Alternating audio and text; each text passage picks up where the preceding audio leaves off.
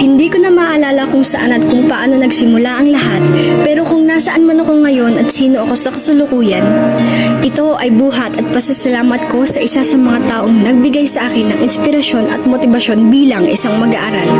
At isa na dito ang aking iniidolong guro na si Sir Jason Reyes. Kasabay ng pagdampi ng hanging amihan ang muling pagdaloy ng mga alaala. Hapon noon at patuloy sa pag-ihip ang hangin. Ang lahat ay abala dahil may kani-kanilang rason, mga dapat gawin at tapusin na gawaing pang-eskwelahan habang hinihintay ang sunod na klase. Bilang isang estudyante sa kolehiyo, hindi madali para sa akin ang gampanin at responsibilidad na nakaatang sa aking balikat at kung paano ko maitatawid ang aking pag-aaral.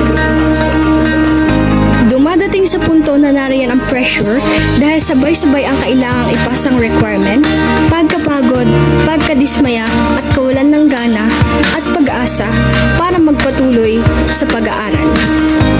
Walang ibang kabatirang dumadampi sa aking ulirat noon, kundi ang natural na siklo at daloy ng aking buhay na kailangang makapagtapos kahit mahirap. Ngunit tila lumihis ang simoy dahil sa isang tinig, sa isang pangkaraniwang pagkakataon. Kamusta kayo, kids? Okay pa ba kayo? Ito ang bungad sa amin ng aming professor. Simpleng salita at katanungan, pero sa aming mga estudyante, itinuturing namin itong malaking bagay sa kabila ng aming pinagdadaanan. As for me, Sir Jason Reyes was probably one of the most remarkable teachers we ever had. Kaya idol ko or namin siya. Almost all of our first interactions with him were probably marked by involuntary trembling as a result of intense pressure, given how he speaks and his professional appearance. However, along the way, in our next encounters, we were occasionally left with jaw-dropping and mind-spinning as he taught us valuable life lessons. Hindi lang umiikot sa pang-school ang tinuturo niya, lalong higit kung paano namin i-apply at haharapin ang realidad ng buhay. We noticed ourselves enjoying his class and having fun with learning. We are empowered and motivated by how he teaches and impart his knowledge and wisdom to us. Tunay ngang hindi lang guro ang aming natagpuan, kundi isang kaibigan na nariyan sa oras ng pangangailangan. Those who have not yet experienced these encounters are more likely looking forward to having instructors like him. All of the teachers, he was the only one that called us kids.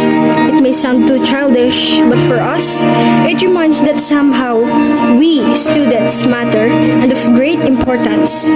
And one of the most remarkable line na hindi ko makakalimutan na sinabi niya, kung gusto mong maging isang mabuting guro, dapat mayroon kang puso ng isang estudyante.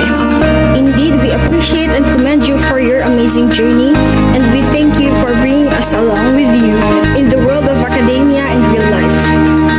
We understand how difficult it is to deal with the circumstances right now, given the new normal setup, but we appreciate your efforts to reach out to us simula pa nung face-to-face hanggang ngayon